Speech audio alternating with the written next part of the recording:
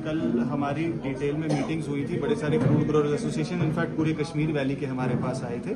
शोपियां की भी जो फ्रूट मंडी के एसोसिएशन जो मेंबर्स हैं, प्रेसिडेंट हैं, उनके सभी टीम मेंबर्स हमारे पास पहुंचे थे।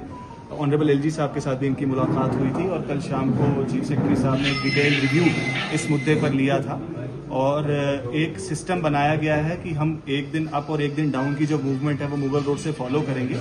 और कल से लेकर आज तक 1200 से ज़्यादा जो ट्रक्स हैं उनको इवैक्यूएट किया गया है। जो फ्रूट लेडन ट्रक्स थे हमारे, जो दिनों से स्ट्रैंडेड थे और लोगों की काफ़ी मुश्किलात का सामना यहाँ करना पड़ रहा था। और बीकन और संपर्क जो हमारे बीआरओ के चीफ इंजीनियर साहिबान हैं, उनकी जो कोऑपरेशन से रोड के अंदर भी रेस्टोरेशन का काम काफ़ी तेज़ी से आगे बढ़ाया जा रहा है, ताकि लाइट मोटर व्हीकल्स के साथ 6 टायर ट्रक्स और 10 टायर ट्रक्स को भी हम फ्रूट लेडन ट्रक्स को यहाँ से इवैक्यूएट कर सकें। और आज जो हमारा टास्क है, मेरे साथ डी साहब हैं, director food and civil supplies हैं, क्योंकि एसेंशियल्स को भी जम्मू से वैली की तरफ लाना है, ऑयल है, फ्यूल हमारा एलपीजी की गाड़ियां हैं, पेरिशेबल कमोडिटीज हैं, उसको भी एक दिन रेगुलेट करना है और फ्रूट को भी जल्द से जल्द इवैक्यूएट करना है जम्मू की तरफ। उन दोनों का बैलेंस बनाने की हम कोशिश कर रहे हैं। और कल से जो इंटरवेंशन वर्दी चीफ सेक्रेटरी साहब की खास तौर पर ट्रैफिक रेगुलेशन को लेकर हुई है, उससे मैं देखता हूं कि काफी इंप्रूवमेंट आया है, जो मुझे आज एसोसिएशन के हमारे साथियों से मालूम चला है। और जितनी भी हमारी फ्रूट की गाड़ियां थी, बड़ी स्मूथली